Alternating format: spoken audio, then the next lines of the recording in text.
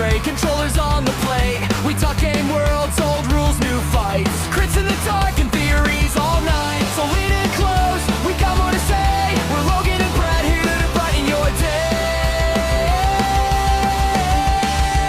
My dude, my guy. Say it out loud. My dude, my guy. We're nerding it out from D&D dreams to boss fight pride. My dude, my guy. Come take the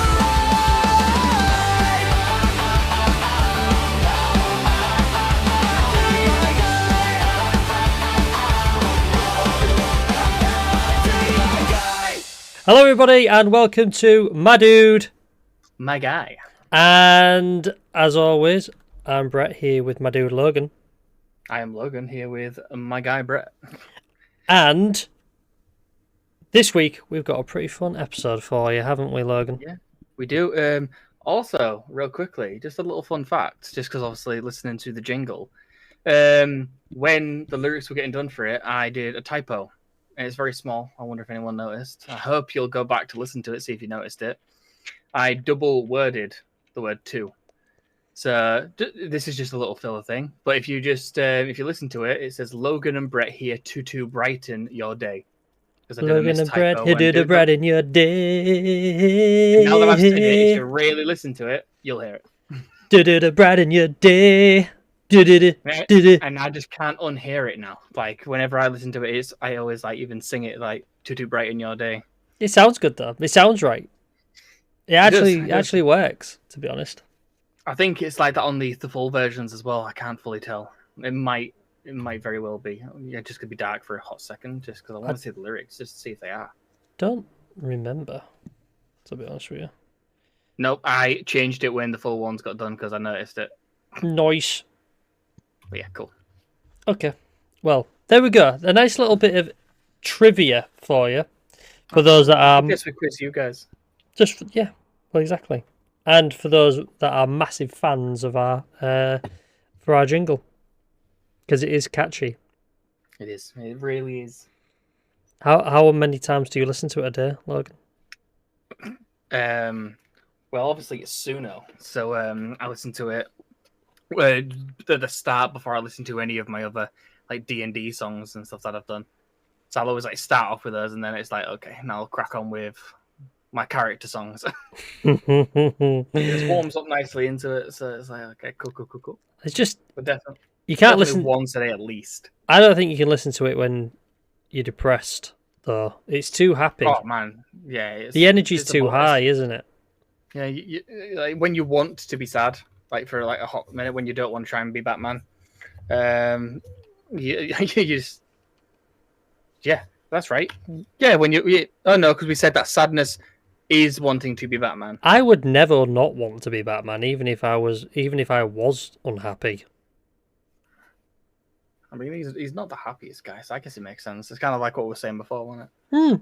Yeah. Delve into the darkness and just tuck away everything. Got to feel it. Absolutely. And you can't have my dude, my guy in your ear when you're trying to be the darkness. So. Nope. That's it. Like, that's what I'm saying. It's too happy. It's too upbeat. And when you're miserable and you're mopey, you want to listen to miserable shit. Absolutely. But speaking of which, actually, that kind of leads into what we're doing this episode. So, in this episode, we're going to start with a question. If you were stranded on a desert island and you could only take one game franchise, one movie, one superhero, one anime, what would you choose? That's exactly what we're going to find out this week. So, today's episode is inspired by the legendary BBC radio programme Desert Island Discs. For decades, for those who aren't aware, guests have been asked what 8 pieces of music they'd take with them if they were stranded alone on a desert island.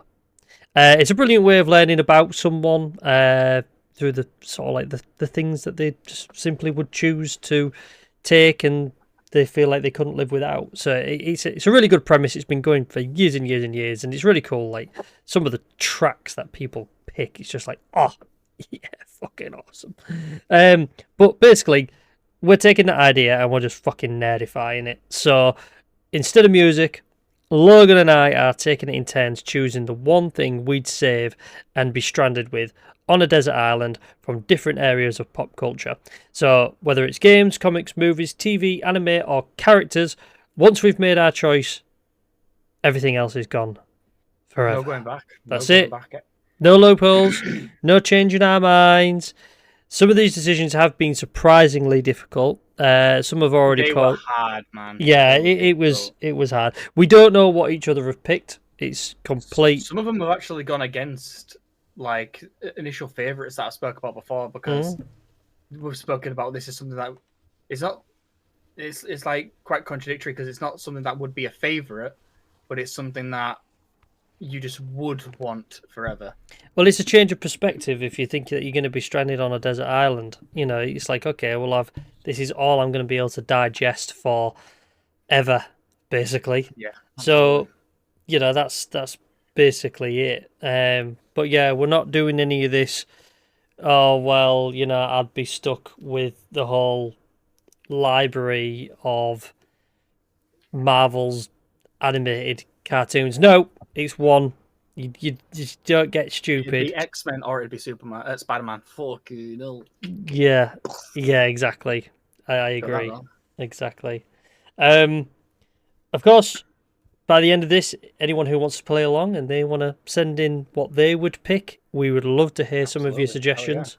So, you know, we're going through the categories, and if you send in yours, we'd love to. We'll probably read them out on the next episode if you submit any. We'd love to hear what you would pick, and also, you know, for you to tell us what you think to our choices, because some of us, I think they might be a bit enlightening. You know, I think they might be quite enlightening. I feel like one of us are going to have one that'll be the same answer. Absolutely. Do you think? One of them, I think. Ooh, now don't do that because you did this last one and it made me second guess myself. Now I already feel like I've already corrected myself in my head now, actually. Okay. So before you say it, I'm going to give my opinion on what I feel like you've chosen instead. Now, this is the one thing, actually, I haven't quite sort of decided on how we're going to do it. Are we going to do a category and we take it in turns? One by one. Do you want to do it like that? By category? Yeah, I think that'd be cool. Instead of one person just having their thing, I think we back and forth it go down each category on what one thing we'd keep from that category. Okay, we'll do it like that then. We'll do it like that then. Okay, so everybody. I was going to shoot you off at first because I've been going first the past few times, you know. You was going to what now? Shoot me off.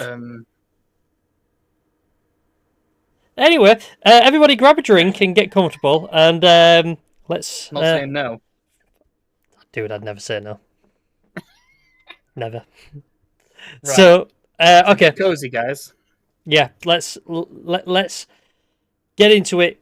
Sit back, relax, and hear what we would love to be. Well, not love. What we would choose to be stranded with on a desert island. So this is Absolutely. Desert Island Nerd. Dun, dun, dun. We should have come up with a thing for that, but yeah, that'll do. I should have made a jingle, like my guy Desert Island or something. I don't know. Maybe for next time. Anyway, Brett, my guy, if you were stranded on a desert island and there was only one game franchise you could play and not play any other games at all, just one franchise that you can play any of those games for, what game franchise would it be? This was a tough one for me because there's been two game franchises, probably two, that have been fundamental into my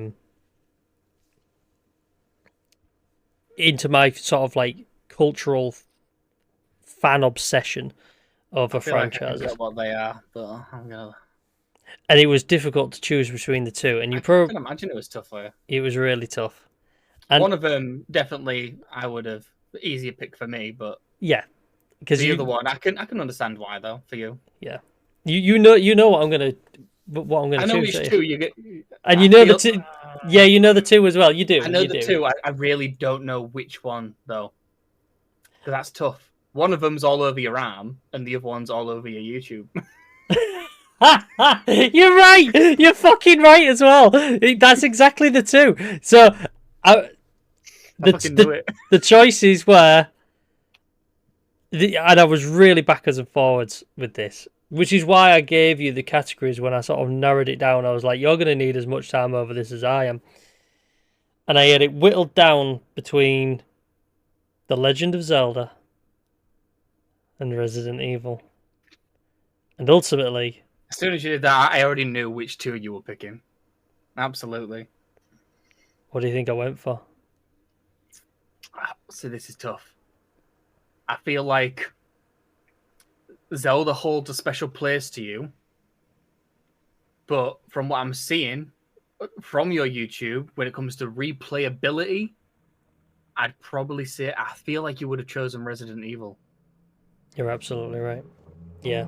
And it's because, like, the thing is with Resident Evil is that so many of the games, and that's not to say Legend of Zelda isn't like this as well, but so many of the games feel so different. You know, you can get these really sort of puzzle heavy versions of Resident Evil and then the really action oriented versions, and they all feel so very different. And I kind of feel like if I was going to be stuck on a desert island, only able to play one franchise, at least that would be like, okay, well, I really fancy just doing that now. Okay, well, I fancy taxing myself a little bit more, even though I've played it and I know all the puzzles. I could do that again, and I feel like there's more I could get out of a franchise like Resident Evil. I mean, obviously, I love them as well. You know, it's a case of so many amazing characters, all the lore and everything. But when you think of all the, even the crappy offshoots of it, like all the spin-offs, like playing them's fun in its own way. But you literally have access to all of them. So That's it. You've got the full library to play. Where you see with Legend of Zelda, they are incredible games, but even though I've got all of them, they aren't really games that I revisit once I've maybe played a few of them more than once, but they're not really games that I revisit to finish. and I hate to say it as much as I love Zelda, but the concept is slightly the same in every game.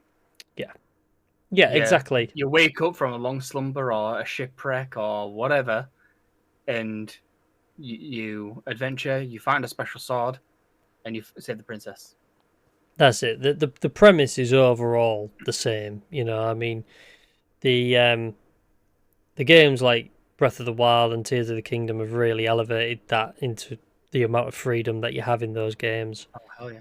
And they are absolutely incredible. But as you say, by and large, they are still very much just evolved versions of the games that came before it, and they are just they are dungeon games, aren't they? You know, so yeah, I mean, I love them, and I always will.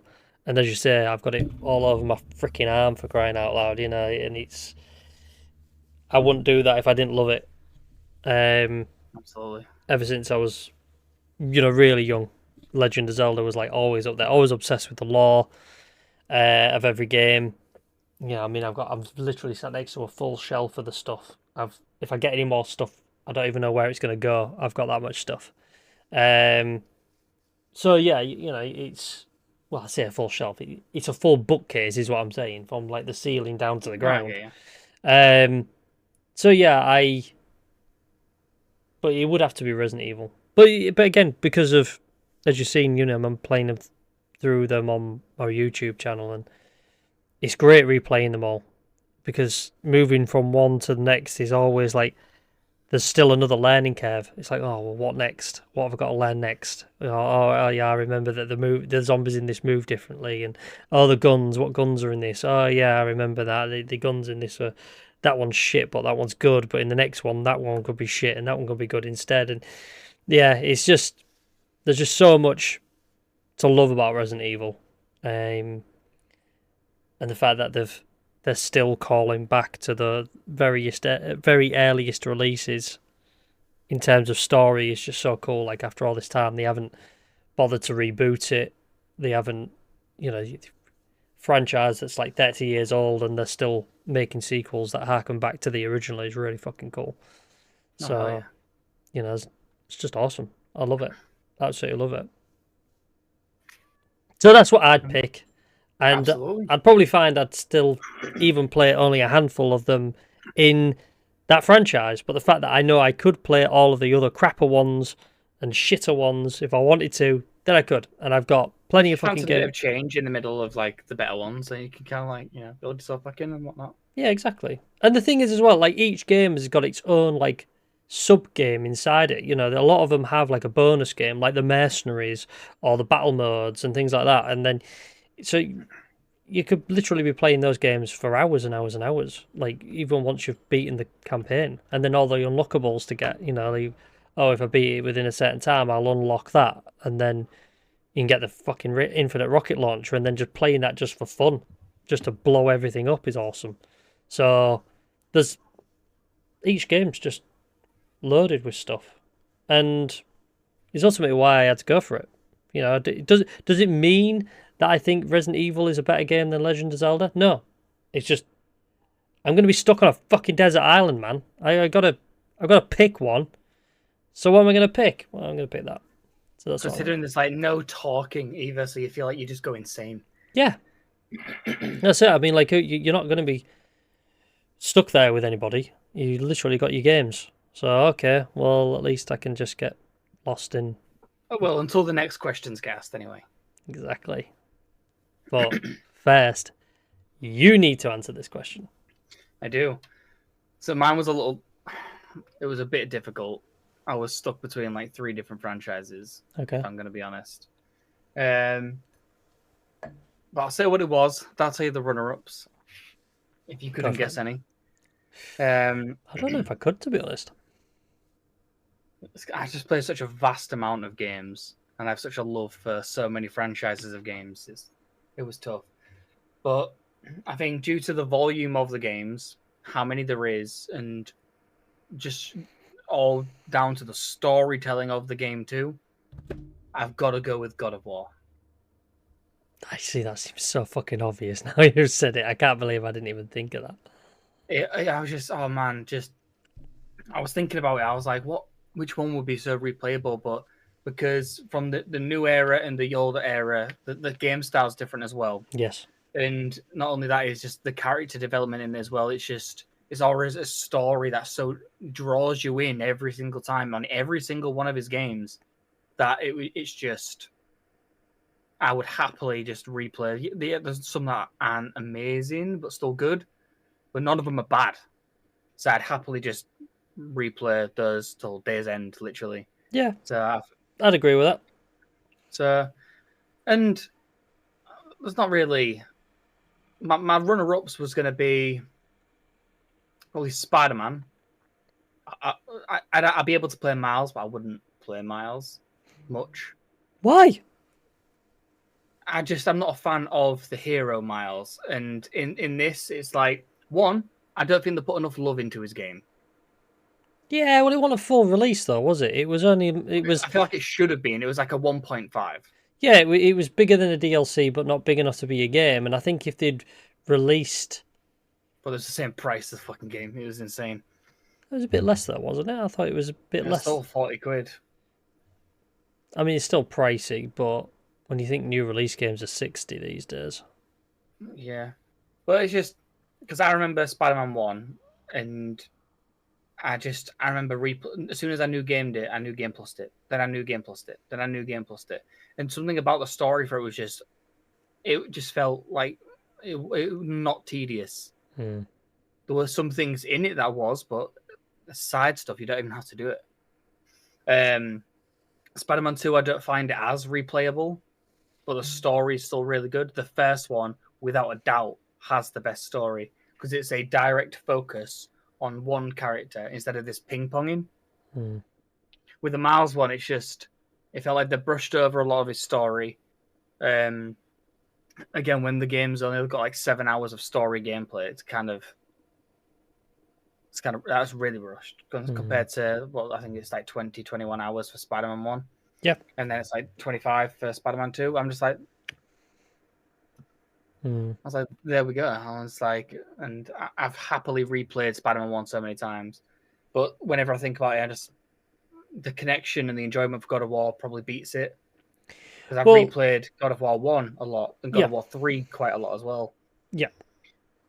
And then as a safety net, like I was gonna say Zelda, but it's more because that's one of my favorite games is from there. It was just kind of like, again, it's because if I'm on a desert island, I'm not gonna have many people to talk to. It's gonna kind of be like I'm going insane because there's no one to talk to. And because the vast majority of the Zelda games have no voice acting in them as well, not hearing another voice. The only one you've got is in the Ocarina of Time, and it's the Pixie Hey, Fairy, listen. and that's all you get. And then imagine trying to forage for food and stuff, and all you've got in your ear is just that, and you're not even playing the game at that point. It's just it imprints. It's Yeah. like when I was on my deep dive of playing too much Fortnite, I felt like I could hear chests all the time. Just walking around and all you can hear is, oh. Yeah, I'm just like, Yeah. do I break the wall? Yeah. No, I know exactly But what you mean. You do get. I remember when I can't remember which Assassin's Creed it was now, but I'd been hammering one of the Assassin's Creeds, and I remember having a dream one night. I went to bed, had a dream, and I was running over rooftops and parkouring everywhere, and I woke up and I was just like, I don't think I need to take a break from Assassin's Creed. Like I'm playing it too fucking much. I got real bad with Black Flag, like to a point where when I was living with my uncle, luckily when I was playing it, I wasn't at college at the time. I was like just in between courses, so I spent like a full day from morning till night without moving from the couch unless I really needed to piss. And it got to a point where I was like, dude, you stink. You need to get a shower. But like when you're in it, and obviously you can like pay for prostitutes to distract, or you can pay for drunkards to distract. And I'm there because I'm starting the game. I'm like telling them with my hands where to go. And that man was just like, "What are you doing?" I was like, "I'm just telling them in the game where to go." And he's like, "But they can't see you. You know this, right?" I was like, "Maybe I'm just in the animus. I don't know what to tell you." Maybe I'm just a little bit too into it. A method gamer instead of a method actor. Yeah.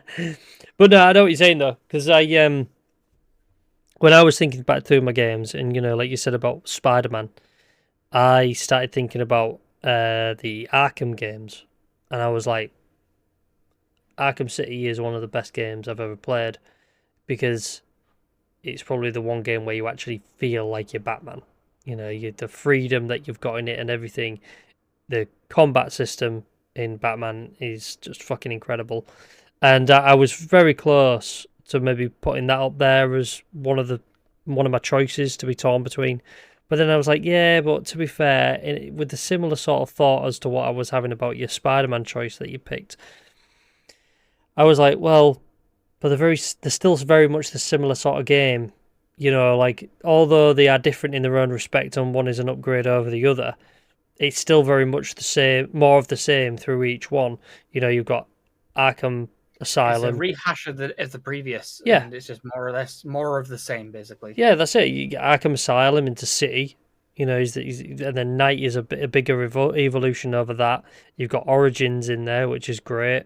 Really enjoyed Origins, but at the same time though, they are just still very much all the same game. Just think though, there is one that's a little bit different. That's part of that franchise. The Suicide Squad. You can have some real good fun with that, Shall we move on to the next one? Maybe. Please. Because there was another one. There was a 3DS game I think called Blackgate. There was, and it was on PS Vita as well. Oh, was it? Yeah, and it was I think it might have been PS Vita. It was like a 2.5 side scrollery type game, I think. Yeah. Which is a little bit different, but I'd rather play that than Suicide Squad. Just saying. I haven't played Suicide Squad.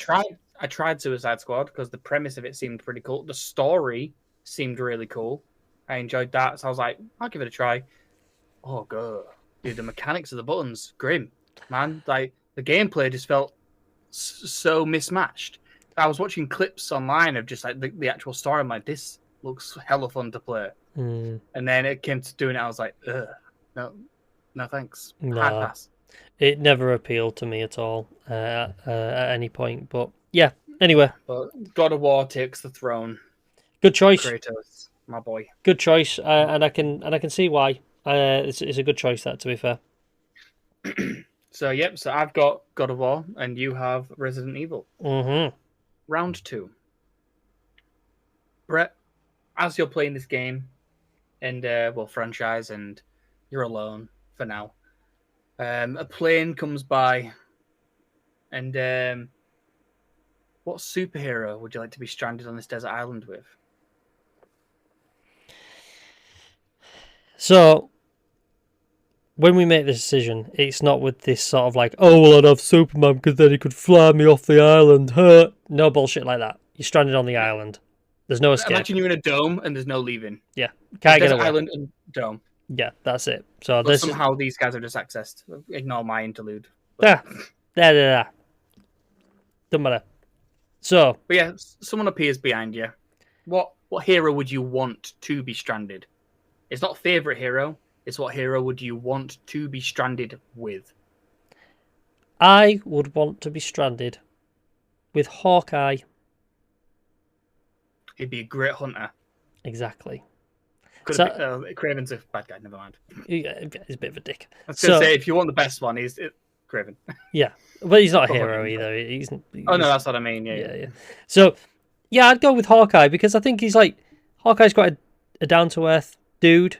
You know, he's quite he's quite a humble, down to earth dude. Hella skilled, so he could teach me stuff, teach me how to hunt, use bow and arrow, and he's proficient in using a lot of weapons. Martial arts expert. We could just vibe playing Resident Evil, and then just fucking Clint. I've used bow and arrow before. I think I'm pretty good. But teach me to be the fucking best. Yeah, sure, bro. Oh yeah, man. Let's fucking go do He's it. going to be the next Kate Bishop, Brett Bishop. Brett Bishop, right there. Oh. And It's in the it's title. gonna literally serve no purpose other than shooting arrows at trees and potentially shooting them into the water to get fish. I do think with this round we should merge 2 and 3 together because I feel like it would help the situation. Okay. Yeah, but that's it. That's who I would pick. I mean, there was a lot of heroes that I was thinking about. I was like, oh, It was yeah, a tough one. it was a tough one. 'Cause it's not just comics or heroes. It's you've got movie heroes like normal movies or people that are classed as just a hero. Mm. Like hypothetically, you could have Rambo.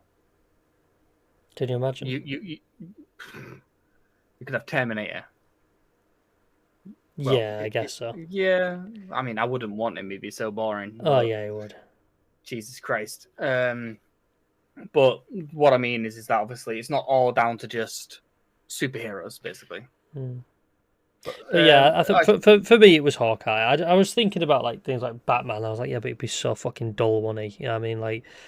it's one-sided conversations all the time, and you'd just be fangirling the whole time. Yeah, well, that's it. But you'd soon get bored of that because when they say don't meet your heroes, that's kind of like it with Batman because you'd be like, oh yeah, but Batman, you're so fucking cool, and he would just wouldn't even fucking talk to you, would he? He So wouldn't you'd respond to a question like that. So or you'd statement just be like, okay. okay, well, actually, it turns out you're a bit rude. You're just boring. Don't even kind want. of a dick, really. Yeah, you're actually a bit of a dick. So no, I don't. So I won't be stuck with Batman.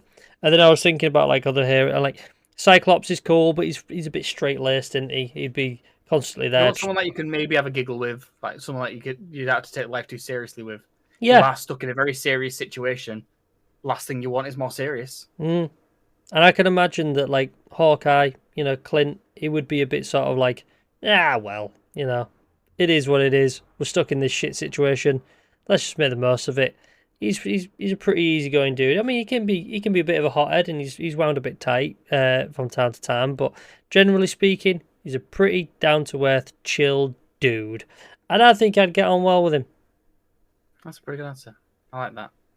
And just to make sure your mind is definitely made up, if you had to also another plane comes by and magically appears in this dome behind you.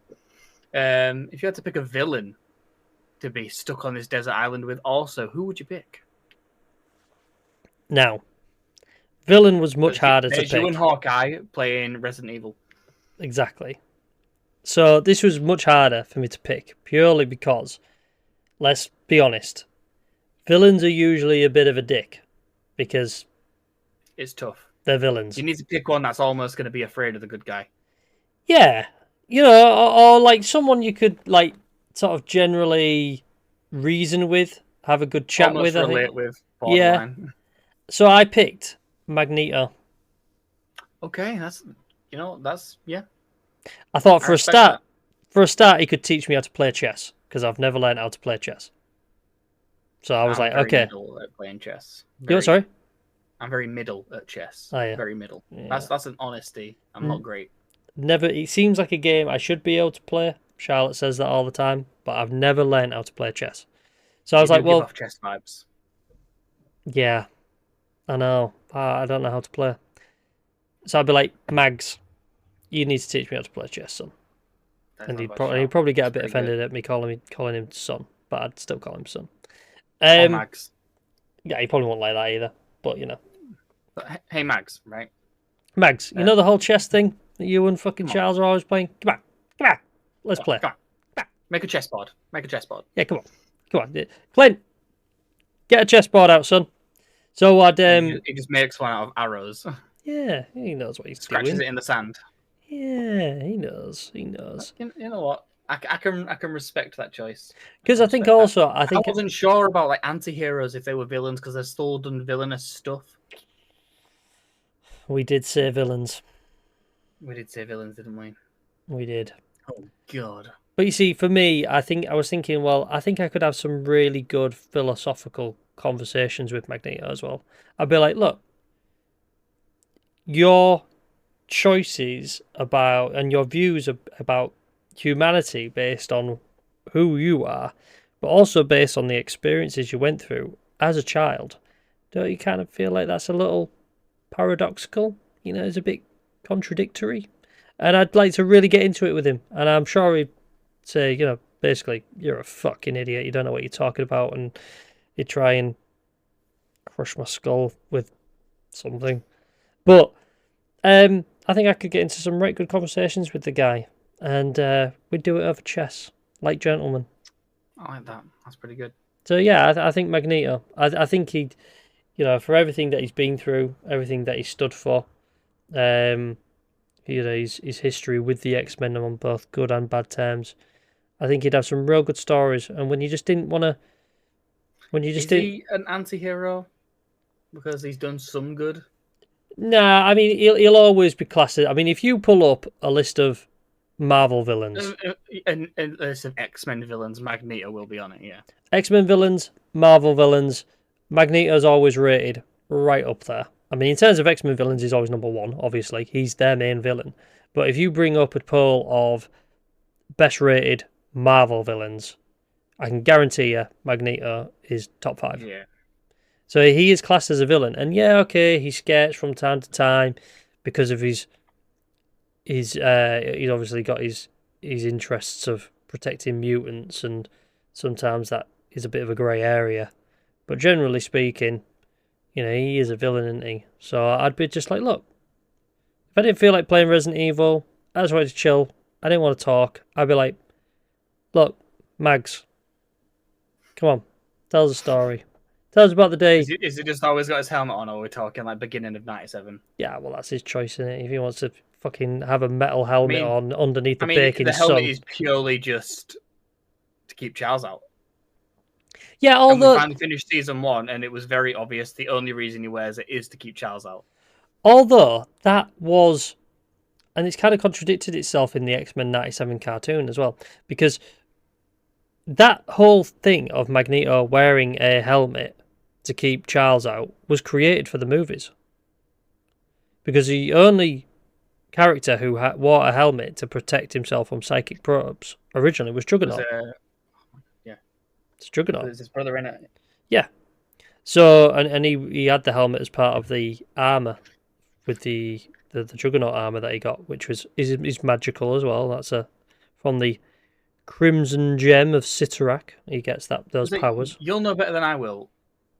Is Juggernaut actually classed as a mutant, or is he just mystic because of the helmet? It's Mystic. I don't know what they're doing with him these days in the So comics. that's what I mean. So he's not a mutant himself. He's Mystic. Yeah, his powers He come. just got sick of his brother playing with his mind when he was a kid. Yeah, well, he when he got his powers, he went after his brother, didn't he? Because he was like vengeful about how his brother would like. How he was special. Well, And he's got yeah, a house and everything. how he felt like he'd been forced out and stuff. Yeah. So, but yeah, I don't know if these days in the comics they've somehow retconned him and turned him into some sort of a mutant or whatever. Because from time to time you do see him hanging around with the X-Men, and he has been like a regular in their lineup before.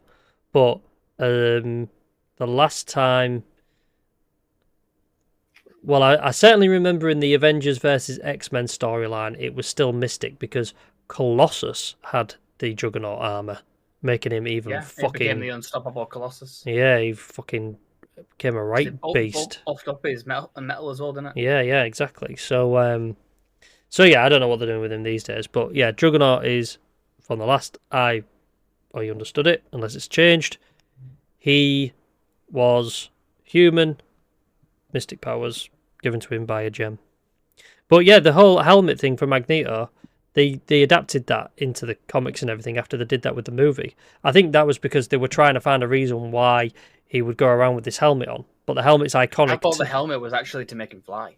I thought he was pulling himself onto the helmet and then moving the helmet, and that's how he was flying. Oh, that's an interesting concept. That is genuinely what I believed it to be, instead of him pushing himself away from the magnetic field plates or magnetic plates. That's it. He's manipulating magnetic fields to help him fly. He's pushing himself up there. But I actually thought it was just him holding himself to the helmet and then lifting up the helmet. Like, I was like, in retrospect, that makes more sense. Yeah, I mean, it does, but it hurts, surely. You know, I mean, he'd have to wrap this helmet around his head and like. No, that's what I mean. He's like magically pulling himself to the helmet and then moving the helmet. It's just like holding on to it, like metaphorically, and then moving the helmet. That's what I once thought it was. Yeah.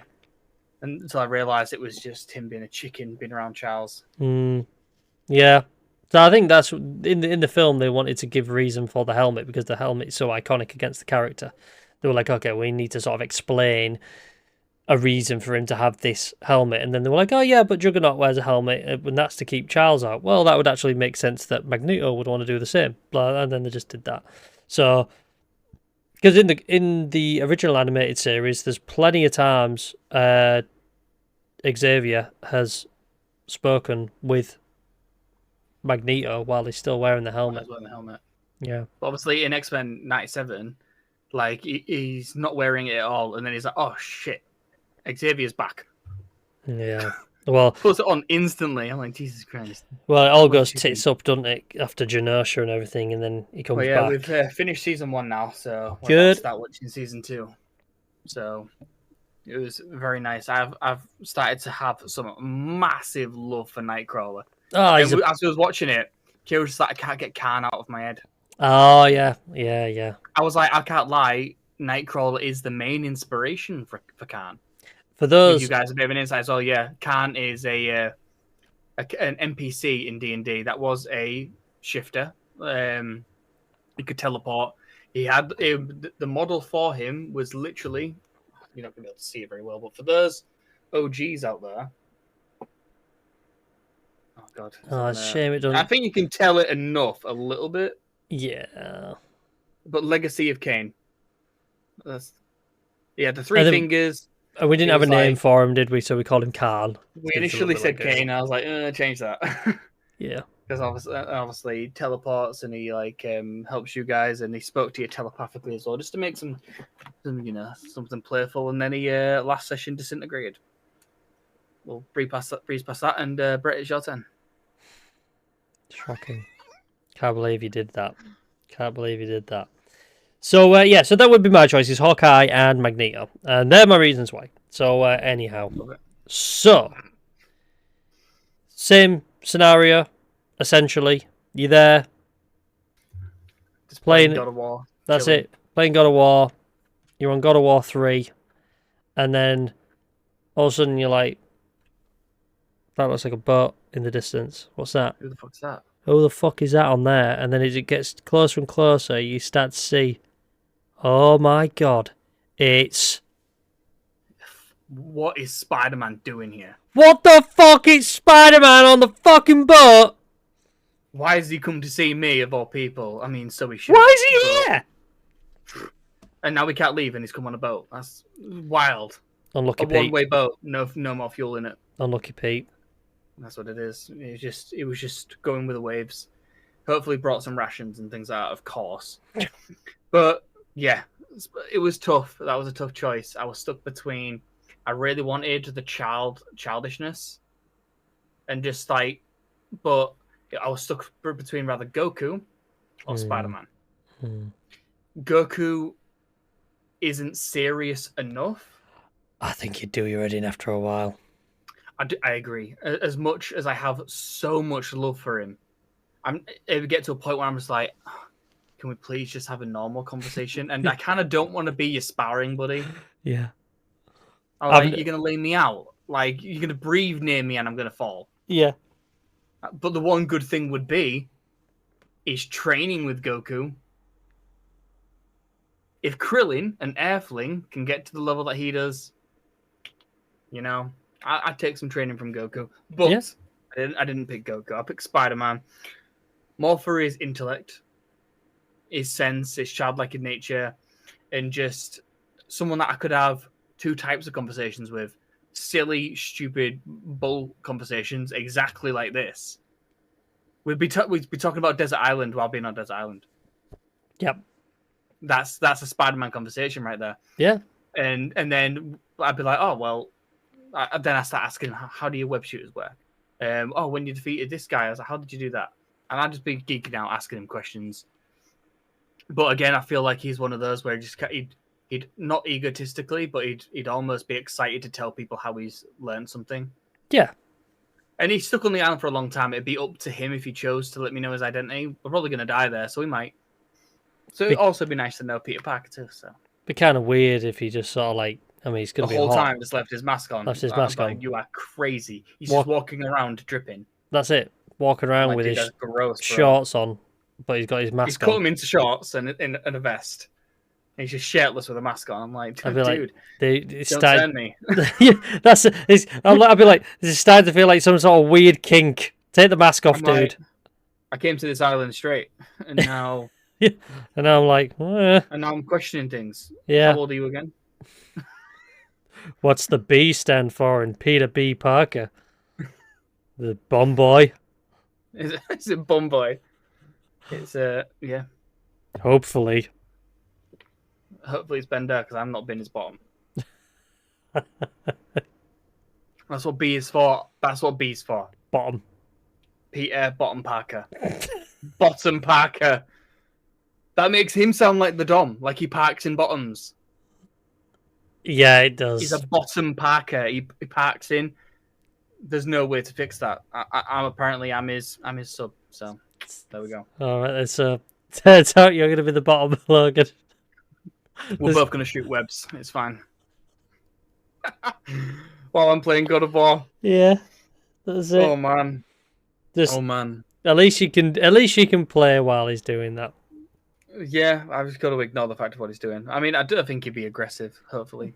I think he'd be I think he'd be a loving man. I think he'd be a gentleman. I think it'd be quite Too much affectionate. drama. Yeah, I think he'd be an affectionate lover. But yeah, hopefully we'd just be mates and not do that. But I like the way I'm making it sound like it has to come to that. No, I was just gonna say, I love the fact that now it's become a thing that if Peter Parker, aka Spider-Man, arrives on your island, you're gonna become his partner. That's it. I have to be his You're son. gonna become lovers. There's me like mumbling under my breath, going, "Oh, I wish we could just be friends." Yeah. And it's like, why? And he's there like, nope, we're not being friends. With great power comes great responsibility. Can you understand? I have a responsibility here. And it's to use my great power. Yeah, boy. And obviously, because of his Spidey grip, he can't let go, so I can't move, and he's stronger than me. It's just inevitable. And that's ultimately why you would be bottom, because he's the more dominant one. Yeah, he's a butt packer. So Yep. fuck's sake. Sorry, dude. But it's a good choice otherwise, apart from being his lover. Yeah. It's a great choice. Thank you. It does make sense because, again, he's sort of childish, carefree in his way. So you could have light conversations, humorous conversations, but And he'd understand the situation as well. He'd be like, "Oh shit, yeah, we are kind of stuck. So let's look at our options as well." Then once we've built our house out of his webs and he's made us like, can you imagine him making a really cool like hammock out of webs? That's literally in my head. That's what I'm thinking. I'm like, instant beds. I mean, they'd last an hour. Then he'd have to do it again. Hopefully organic webs, because then he's got them forever. Oh, then he can keep doing it. Yeah. Because if he's got cartridges, it's only going as long as he's got the cartridges. That is true. So yeah, hopefully it's Tom Holland or Insomniac with organic. That's the dream. Yep. So good choice. Yeah. Good choice. I get it. Make some real cool beds. I was going to say Tarzan, but I felt like it was on the nose. Yeah, it is a bit. He's not a superhero. No. He's close to a Disney princess these days. I mean, people say he's related to Elsa and stuff, don't they? Because of the parents looking alike. Honestly, like, people create the most ridiculous fucking like lore for stuff. But the thing is, it manifests from that, and then Disney go, "Yeah, you're right, because that's a good idea." Like, okay, it's ridiculous. Sure, They're just coincidences, isn't it? At the end of the day, so. Anywho, but as you're there, just laying in your hammock, trying to stay away from Peter Parker's pork sword. Yeah, like got a sore bum on the hammock. Yeah, that's it. You're just taking a break from God of War while he's giving it a bash. The game, not me. The game. Yes, of course. I knew what you meant. And then you realise, actually, it looks like there's another boat coming in. And you're like, what's that? And you get a look. And you're having a real good look again. What? What is that? Oh my god. Pete, we've got problems. There's a fucking villain coming. Who is it? Oh man. I didn't have a good time thinking of this one. This was tough. I had like 4 people that I couldn't choose from. Damn. And I'm still in my head bouncing between them all right now. Literally the past few days I've been stuck on one of these 4. I'm just gonna go for the safe one just because he's a favourite of mine, and it'd just be cool to see him. And hopefully, if he doesn't like me, then Spidey can help. I've gone Venom. Really? But when I say the villain, I'm hoping it's not Eddie Brock or like Flash Thompson in it. I'm hoping it's just the Vial. What? So you just want the symbiote? I just want the symbiote, dude. That's what Venom is. He's the symbiote. Yeah, but he's only really contextually a person that can be stuck on that island with you when it has a host. You can't just go, I want some black slime on my island. I think because then it might not bond to me, then it's just goo, isn't it? Oh, but then Peter will get it. And also, and if it doesn't bond anything, it's just literally just some slime in a jar, just like... Yeah, that's kind of... Yeah. Rule that one out. I mean, you can have Venom, but you've got to pick a version of him. It has to be one of the bad guy versions, so it can't be Flash Thompson, really. Which leaves us at Eddie Brock. You know what? Yeah, well, that's terrifying. Yeah, we'll go Eddie Brock. That would be exciting and terrifying all at once. It's going to create some serious tension between you two. I mean... Well, I just hope that I kick his ass and then I get the goo. The symbiote. Oh, right. I was going to say, Jesus Christ, you're really not letting this bottom packer thing go. You just... Goddamn, son. Okay. Yeah, well... that's I had a safer option, which still would have been really cool, but I feel like he'd be kind of boring to talk to. Great as a character, but boring to talk to. I was thinking Darth Vader. Darth Vader, yeah. I mean, I'd love to talk to him and have an actual conversation, but I feel like he just wouldn't have any of it. He I'm wouldn't like, tell you, "Ugh, Jack. He wouldn't tell you, Jack. boring. Mm, Can I hold the lightsaber, please?" And he'd say no. I'm of like, course he would. "Ugh." Teach me Peter the way. Parker would be asking him the same thing. He'd be like, "Can I hold it?" And we're both just there, like, "Please, sir." It Darth Vader's there, like, about to throw his lightsaber at us. This is all sounding like an awful innuendo. is. I can't not say anything without it sounding like we're trying to plead for Darth Vader's dick. You've set a tone, unfortunately. I'm trying to think of one of them was a funny one, and it was Mido from Ocarina of Time. It's not a villain, but I see him as a villain. It's Really? when you're trying to go to the Great Deku Tree, Yeah. and that little bastard won't let you past, Standing in the way. and he's just shimmying from side to side. Oh man, Why would you want him on your island, though? more because I see him as a villain, and so I can punch him. So you literally just want him on the island so you can just So I can torture punch him. Yeah. Okay. Just once to be like, this is for my childhood. And My then childhood needs this. and then you're stuck on the Because when you're a island with him kid- for the When rest you're of a your kid, and life. you're not really reading the context, and you're just Yeah. playing the game, and you're skipping everything. It's like, why is this guy not letting me past? When it's simple, just fucking talk to everybody in the game. That's the premise of the game. Hmm. And because I didn't, and he's just, I'm like trying to like barrel roll, trying to make a fast one on him, and no matter what I do, Can't he do it. does not move. Hmm. So I'm just like, I hate you so much, and I feel like it wouldn't, even if after I punched him, I'd be like, oh, I need to go get some bananas from that tree. He's gonna stand in the way of the tree.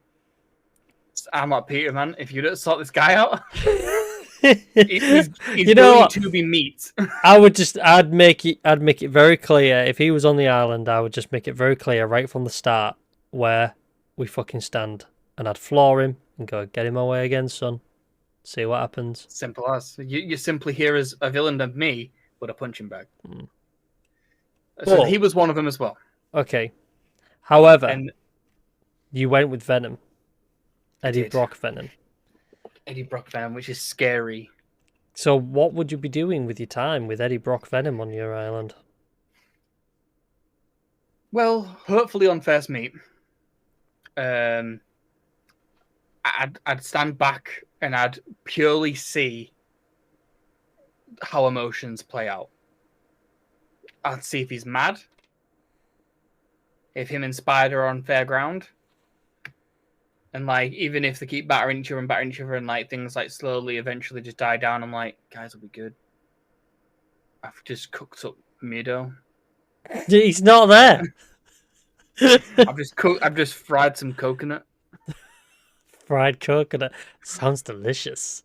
You would try anything when you've played God of War 3 so many times. Mm. I'm just like, surely you guys need to eat. Maybe not so much you, Venom, because you're an alien. But well, you need chicken, and I'm not going to give him that, or brains or whatever. But I'm like, that's if you're talking about the weird Sony thing. So I'm like, but we can get fish. Like you can literally become a weapon and go into the water and get more fish and sharks, and I can cook it. And I'm like, and let's just hash this out, and I'll become a therapist for them both, a counselor. I'll get them to sit down and we'll hash it out, and then we'll just be three buddies. I'd be Okay. inadequate, but we'd be three buddies. No, And I I'd like be it. like, I'd be like, Peter, can I, if he has got shooters, I'd be like, can I try the web shooters? I can't wall stick, so I like to try the shooters and fail because it's No. just trees. No walls to stick on. Yeah. Exactly, yeah. And with Venom, I'm like, can I attempt to bond? That'd be cool. And if it fails, fucking have that shit back, bro. I was Yeah. like, I don't want to die. He So- also might misinterpret what you mean by bond. See, this is where we're going again, right? Yeah. Because here we have the innuendo. You're thinking that I want him to, Slot butt right Parker in. him. Yeah. Yeah. I don't think he'd be wanting to be a bottom. So, and then I'm gonna be fucking there with constantly sitting on an inflatable donut forever. Yeah. No, no. They get to a point where like, guys, just leave me alone. Like, hash this out between yourselves. I'm tired, It's you that made this a sex island. man. Just between me and Parker, and then it just got weird. You know what I'm saying? But Who brought the black I slime? feel like of the organic web shooters as well. What you on about? Refillable cartridges. Yuck. Fucking hell. But yeah, I'd say I'd chill, play God of War with Spidey, and depending how things come to terms with Venom as well. Yeah. It Okay. should be cool to see those in real, but also I would shit my actual pants to see Venom in real life. It'd be pretty worrying. Yeah. Yeah. Fucking 9 foot, 10 foot tall dude just hunched over you at 10 foot. And I'm like, You'd like to think though that you could reason with him in the sense of like, dude, we're stuck on a fucking desert island here. I'm like, we literally can't escape. A one-way boat just brought you here. Come on. I'm like, yeah, literally. It's just... Time for us to put our differences aside. Do you guys like playing video games? We're starting to build like a thingy. We can actually play some sports. Yeah, we can start playing some sports now. Yeah. I'd literally be like, you know what? Hey, Venom, man, play through the games, dude. Let Eddie Brock do it, but you watch through him. That story arc, it might help you hash some stuff out with good old Null. Yeah. You know, in case you got like, daddy complex. Some daddy issues going on, yeah. That'll iron that shit right out. Promise you that. Play 3 and then the new 2. You'll be absolutely sorted, dude. Promise you that. Agreed. And then there we go. Hopefully things might balance out, but yeah. Well, if not, okay. there's potentially something else that might help the recovery. Oh, really? What would that be? Well, you go just having a look around on one of the boats. You just like, well, there's a couple of boats here. Let's just go and see if there's anything in here that might be, of course, useful. You start digging through, and you're just like, holy shit! A portable DVD player. What the fuck? Portable DVD player with with one anime that I am most happy. Box set of every episode. I can watch all of it, binge it, and it's the one I am more than happy to watch again and again and again. But what is it? We should attempt to. I feel like we're both on the same on this one. If I'm going to be honest. Do you think? Don't do this because you literally. I'm going to say mine. And fucking you say yours. But god damn it, I was going to say let's count down and say it at the same time. But it's probably the same. But it's anime, so I feel like it would be. I'm going to say that mine would be Dragon Ball, for obvious reasons. But which one? Oh. Okay, I thought we meant the collective. Okay, that's because if you think about it, they're all individual series, aren't they? Well, I mean, that's not even that tough. Come on, now it'd be the Z Saga.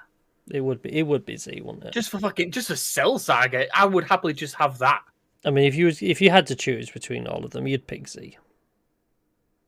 The most happens, like growth-wise in characters.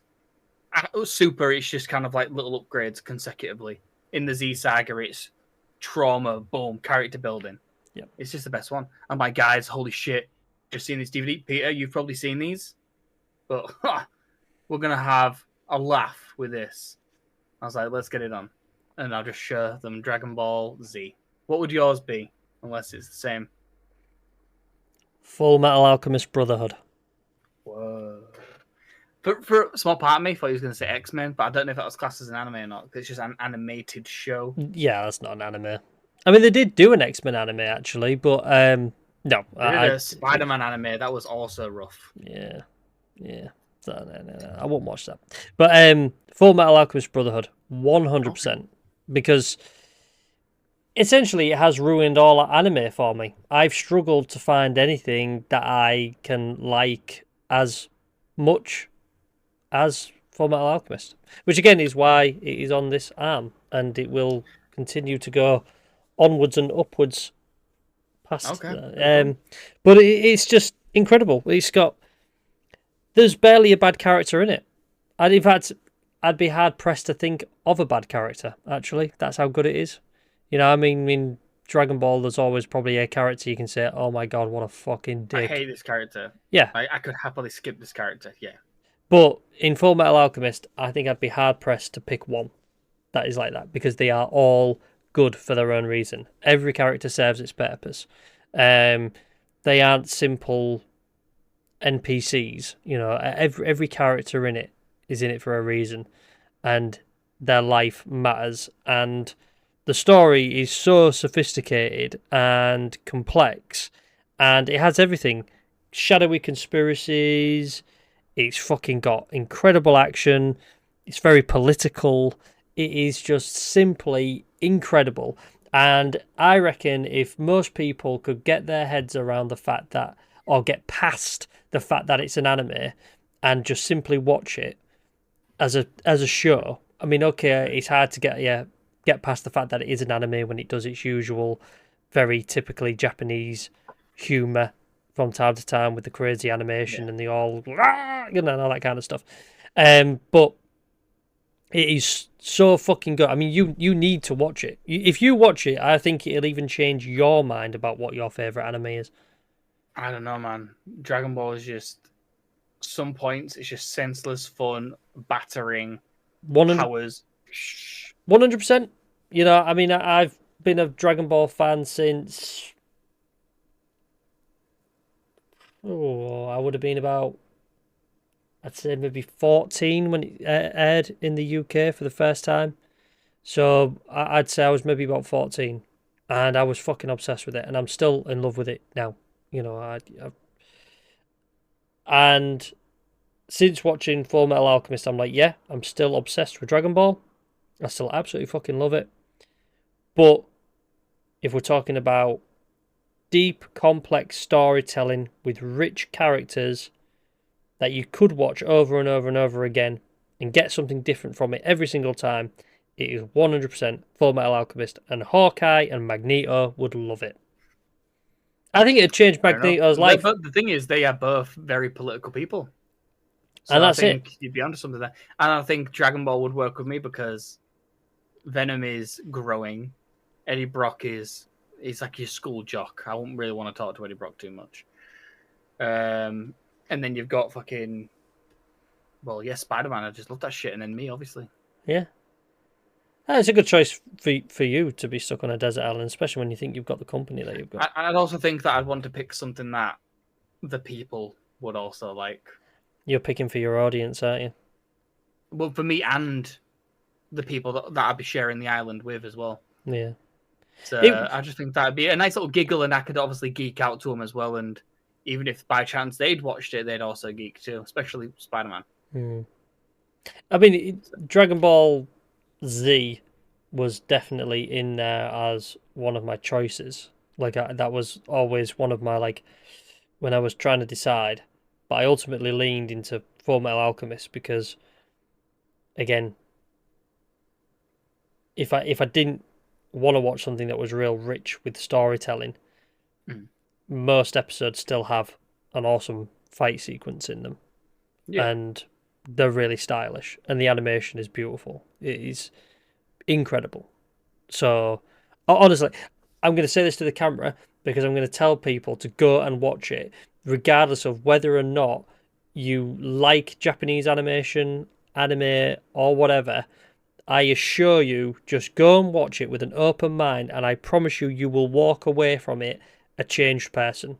It is so philosophical as a show. It is simply incredible. I cannot talk about it enough of just how incredible it is. It is, yeah. There's no way I would not take that with me or whatever. If I was going to be stuck on a desert island, I could only watch that. Watch one of that category. It would 100% be that over Dragon Ball Z every day of the week. Fair enough. And that message I just said goes the same for you, Logan. Please go and watch it. Yeah. Please, so we can talk about it.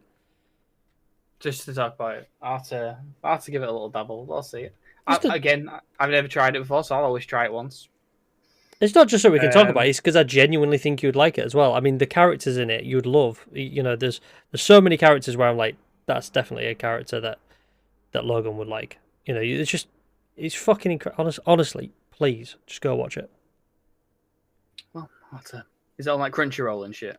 No, it's not actually. Not on Crunchyroll? No, it's one of those weird ones where it's sort of like, who fucking has the right to this? Asking me to watch something that's awkward to find. I mean, I could watch it online, so that's fine. Dude, you'll find a way. I'll find a way. You'll find a way. Me And- and Spider-Man will find a way. And get Kira to watch it as well, because I watched it. See, my cousin. Dude, she's still mad at me that we haven't finished fucking Dragon Ball yet. Just tell her to shut up and just. I think, yeah. And The just. thing is, as well, is that we're at the Android saga, so I fucking know she's gonna love it too.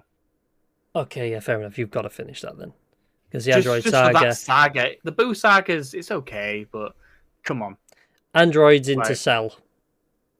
Yeah, yeah. yeah, exactly. It's, I mean, it's the best moment. It's got peak everyone, peak Vegeta, peak Goku, peak fucking Gohan, obviously. it is The- it is the best saga in That they've done Z. yet. So Oh, yeah, probably in everything actually. That is probably the best time for Dragon Ball Z. Is it finally showed that Goku had risk because he was literally dying. Trunks saga into Androids into Cell, Absolutely. peak Dragon Ball ever. Yeah, it's so fucking good. It's so good. So yeah, okay, And- you've got to finish watching that with her, but then after that, Full Metal Alchemist. Kira will 100%, but it's got to be Brotherhood, Full Metal Alchemist Brotherhood. Brotherhood. Okay. Yeah, not just Full Metal Alchemist. It's got to be the Brotherhood because they did Full Metal Alchemist first, and then they went back and did Brotherhood because after a certain point in the original anime, it strayed off in its own direction away from the manga Okay. because the manga hadn't finished yet. So it was a bit like like Game of Thrones, where Game of Thrones they finished their own Yeah. their own story because the book wasn't finished. And they shouldn't have. Yes, Shouldn't have. have. So I'm not very illiterate. it's fine. I knew what you were saying. So yeah, that's that. But they went back and they were like, okay, it's finished now. We should probably do it again. And they did Full Metal Alchemist Brotherhood, and that is by far the superior version. I was introduced to it by my cousin who lives in Canada. She was just like, if you're looking for something new to watch Full Metal Alchemist, but you've got to watch Brotherhood. Don't watch the other. So I've never watched the other. And as soon as it finished, I messaged her and I was like, that was fucking incredible. Like, this. I know we've been talking about it a long time now, but I then got Charlotte to watch it. And she was just like, oh, I don't know. And I was like, please, I promise you, you're going to love it. Like I said, I just know you will. You've just got to trust me on this one. Watch it. And when we finished it, she was like, it can't be over. That wasn't long enough. It was not long enough. She was like, I need more. And I said, that's all you're getting. That is it. And she was just like, well, we've got to watch it again. And we've watched it a couple of times. But yeah, you will obviously love it, but because of how rich the storytelling is in it and everything, Kira will love it as well. So if you're gonna watch it, watch it with Kira as well. Cool. Okay. So as you are reminiscing on how good this is and talking to Clint Barton about, how good this is, Magneto makes his way to the other boat. Oh no, it was planes for you. My Plans bad. for me. Yeah, so another plane comes by, and a lot of pages and fluttering and falling from the sky, and one of them just kind of lands, and Magneto catches it. And he's like, "What is this?" Well, he'd Brittany, what is this? for a start, drop the Brittany shit, son. All right, but I just thought of it in my head, then I was like, I need to say this in a posh voice. Brittany. he'd like this. That's actually. an NPC, dude. That is an NPC, big time. Brittany, yeah, Brittany. Brittany. He'd like this, actually, because this is a graphic novel that I've read a few times, and I really liked it. And the reviews of it were mixed. Well, average to good, I would say. But personally, I really liked this storyline. And Magneto would appreciate it, because it's House of M. Okay.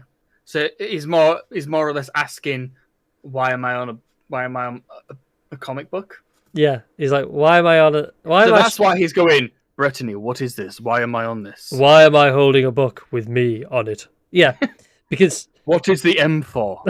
Is it for me? It's for you.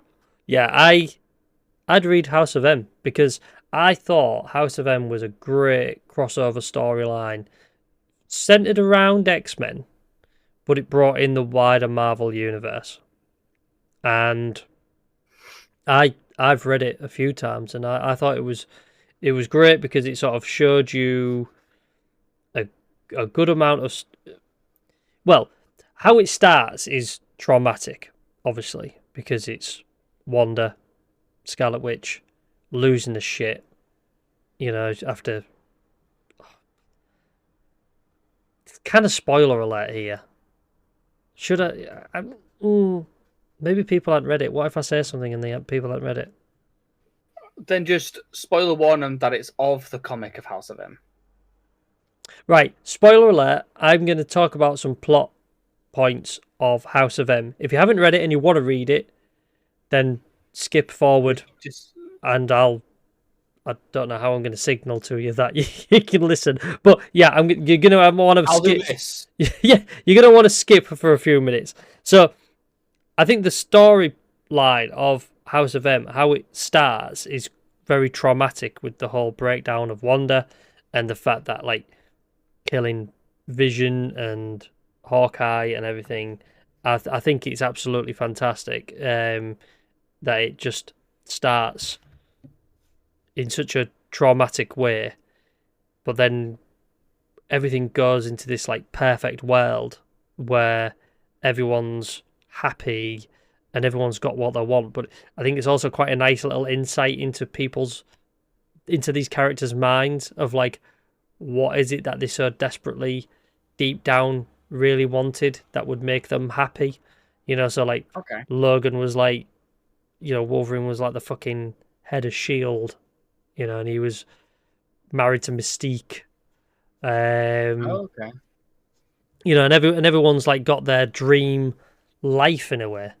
But then they all start like realizing that, like, Magneto's in charge of everything and the world, and it's like, oh, okay, so clearly Magneto's been up to some shenanigans, so he can do what he wants, get his way, But then, as time goes by, you realize it's not quite as simple as that. But Hawkeye comes back after being like killed. He's alive and well again, and you realize he's alive. But then he gets the terrible news delivered to him that in reality, if things go back to normal, he won't actually be alive because he's been killed. And it ends on this fucking amazing like page where there's some ruins. I can't remember what the ruins are of now. I can't remember if it's the Xavier Mansion or the Avengers Tower. I can't remember now. But anyway, when reality eventually gets turned back to normal, they're like, oh, well, shit, that's it. Then Clint's dead again. Barton's dead. But then they've realised that they can see Hawkeye's old costume, with the sort of like the purple sort of like mask and everything. Yeah. And it's stuck on the wall with arrows. And there's like a newspaper clipping about Hawkeye being dead. And they're like, what does this mean? But it's because he's back, like the changing of realities brought him back to life and he's alive again.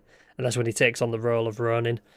And it's just overall, it's just a really cool storyline. I think, like, everyone being given exactly what they wanted out of life. If everything was perfect, but then the fact that it's just not really real. It's fucking cool. And they all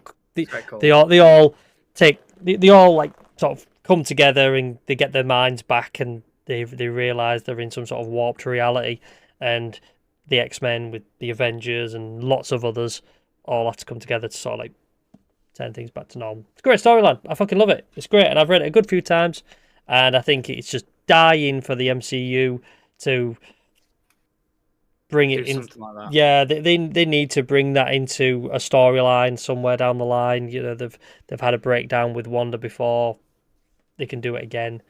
She's never really a fucking stable mind anyway, the crazy bitch. So they most definitely can do it, and they absolutely should do it. And yeah, it's just dying for an MCU adaptation, 100%. Oh hell yeah! And obviously Magneto's right in the center of it all, which is obviously a great thing anyway, because he's such a great layered villain.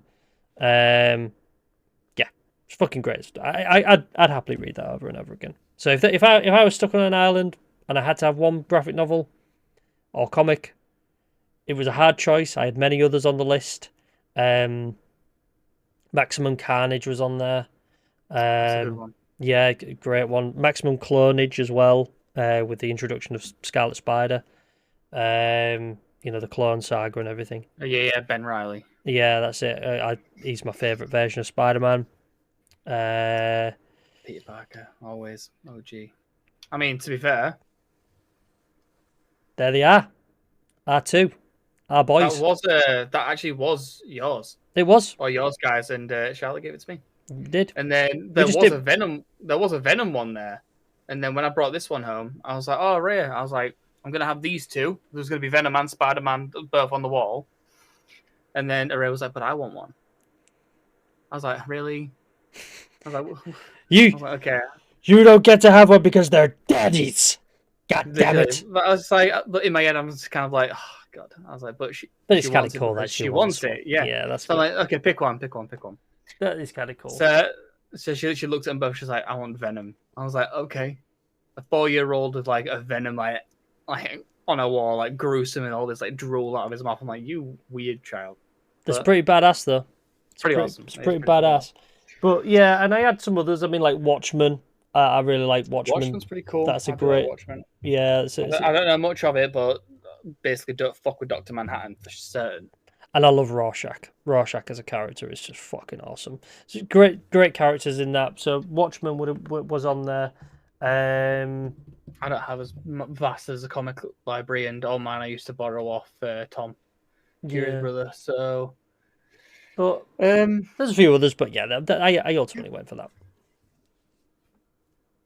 Cool.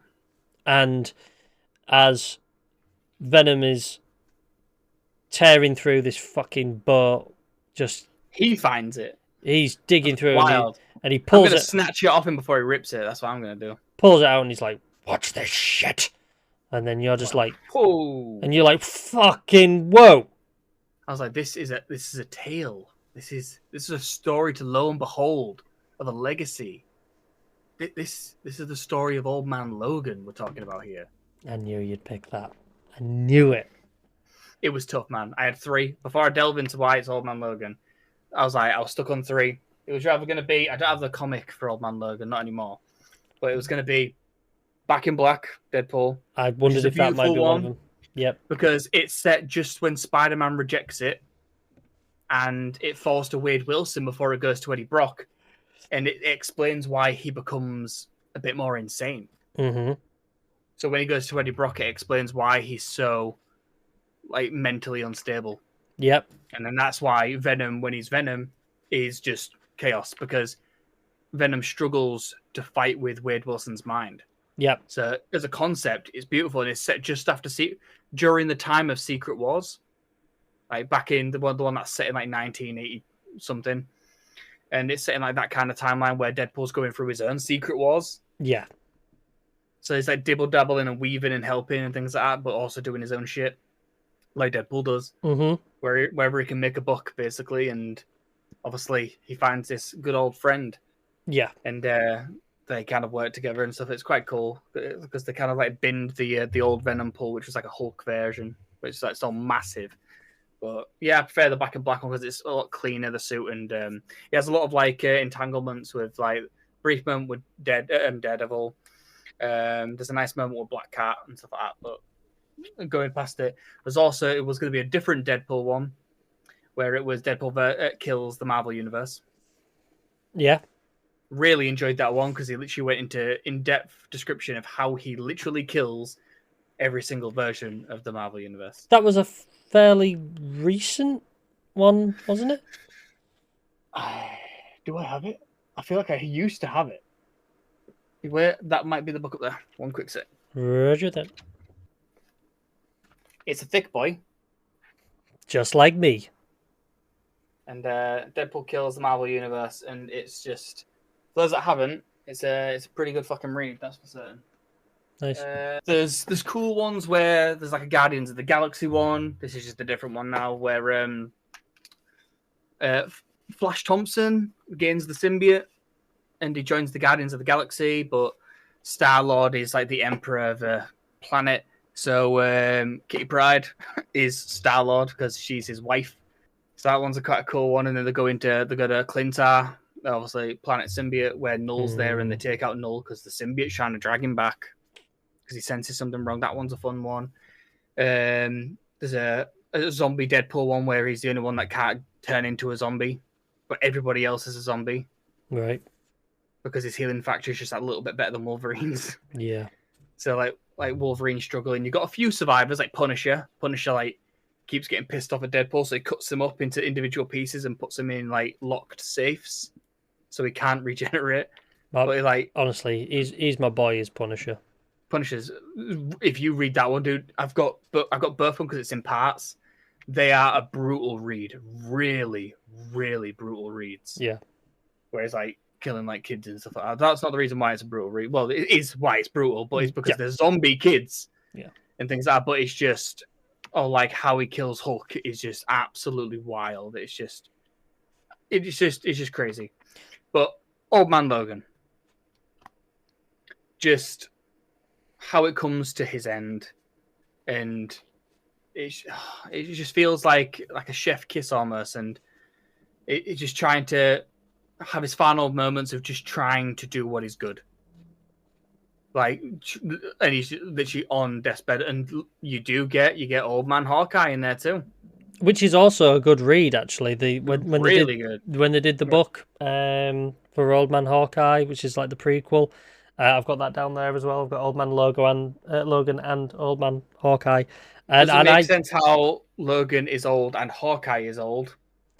Well, yeah. I mean, but then, like, when you think about the amount of years that have gone by for Logan anyway, by the time Hawkeye would be old, maybe that it's time that he's picked up. Also, his healing factor's failing, so that means that his aging would speed up as well. It's just cool because he runs into the symbiote and it's a fucking T-Rex. Yeah, I know. It's literally, oh my god, I can't remember the Rex's name. I hate myself. Can't remember either. Devil Dinosaur. That's the name that I was thinking of. That's right. Devil Dinosaur. And obviously it's a venomized version of that. Wolverine fucking plays with that and he realizes that I don't kill it and just fucking runs off anyway. But then you've got Hulk's offspring, which unfortunately is also the children of She-Hulk. So Hulk's disgusting rampage bangs his cousin? No. Yeah. Yes, that's right, yeah. And have 3 offspring, which are all Hulklings, and they're all proper, like, hillbilly kind of, as you'd expect from incest babies, but Hulklings. And it's quite nice because Hawkeye helps him with those, even though they don't. But those, I think those can die, couldn't they? Yeah.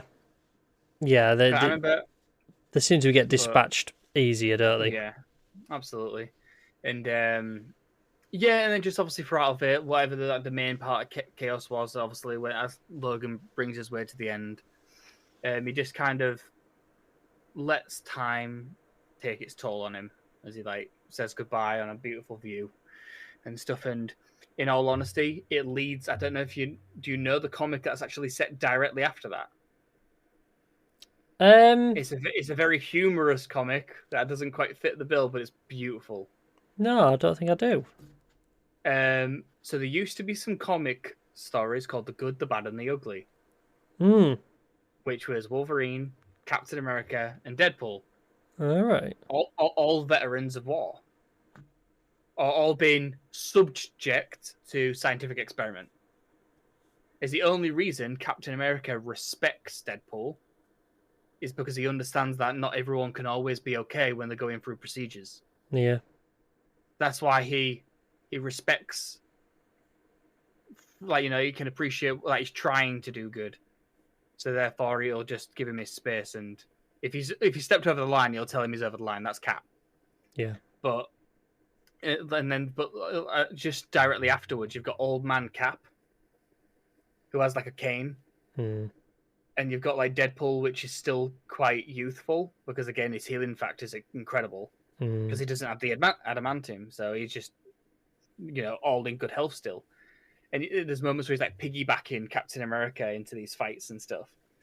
And it's just some real funny moments. And they end up attempting to save him. And it's kind of like, and at the end of it, they're finally managing to be able to save him. And then they decide not to. Right. Because it's not what he would have wanted. So it's kind of like, let's just leave him alone. Yeah. But it's like, obviously they do a full thing and it's just kind of like, never mind. Yeah.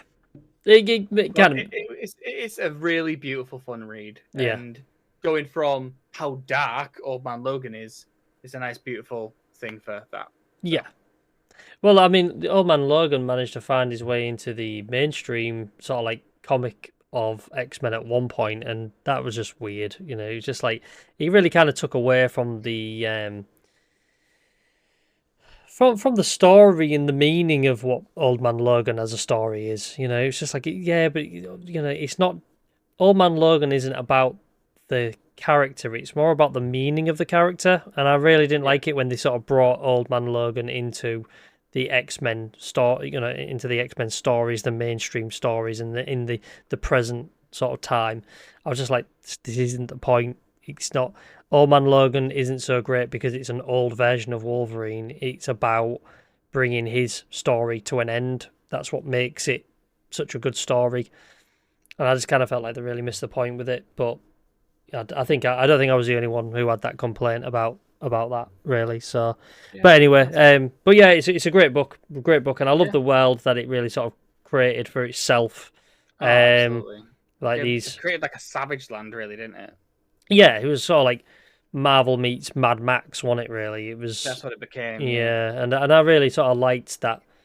I like it when they do these futuristic turns on potential futures for superheroes. It's like the Dark Knight Returns.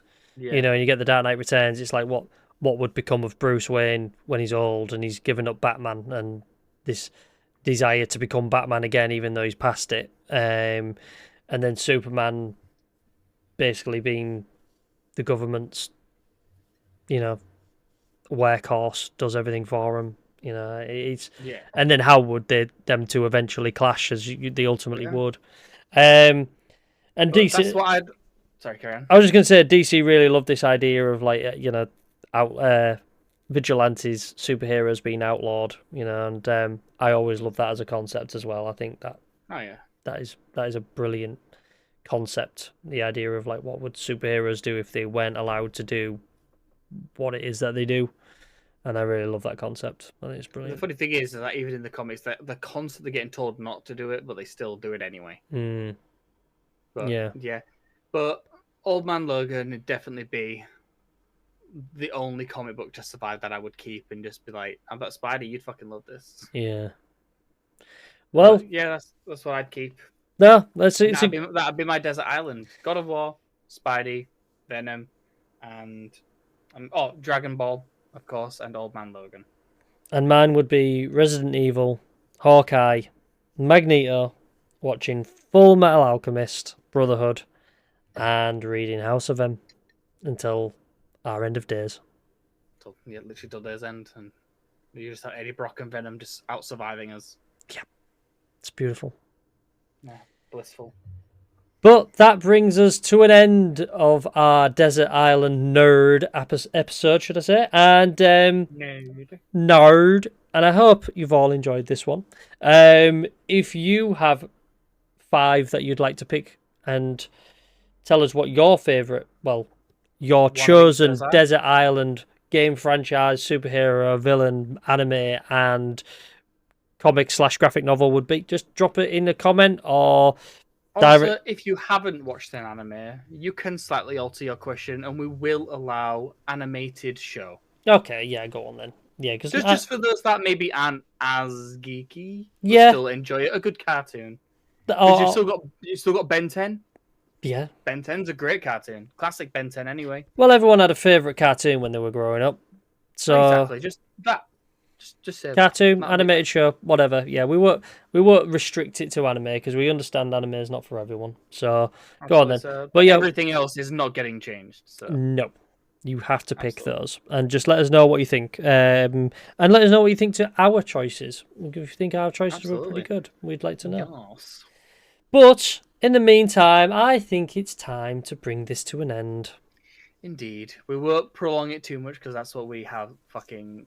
We have a track tendency record of just doing. talking and talking and talking, don't we? But Till the end. But yeah. is So there any, just- is there anything else I was from just you, gonna Logan? I was just going to say, feel free to follow us on TikTok, Yes. Instagram, and Facebook. Yes.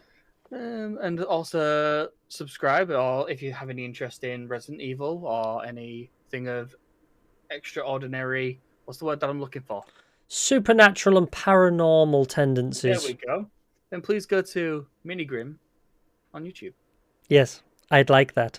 And drop us a comment on there because it does help the podcast get found and noticed by other people. So yeah, if you Absolutely. do listen or watch the podcast on my channel, just dropping a comment or even just giving it a thumbs up really does help get that pushed out to other like-minded people. So yeah, please do that. And if you're listening to us on Spotify or Apple Podcasts, a rating or even a review will also really help the podcast get put in front of new people and new listeners who hopefully will enjoy it just as much as you did. And yeah, check out the social media that Logan just mentioned. We try and keep that updated regularly with with updates for upcoming episodes and things like that. I'm going to start just filling those stuff with crap just so it gets us more repetition and gets us out there a bit more as well. Bit more traffic. Yeah. Cool. Okay then. Well, in that case, if that's it, let's leave it there. And until next time, goodbye, my dude. And I'll see you soon, my guy. See you later, everybody. Thank you. Bye. My dude, my guy.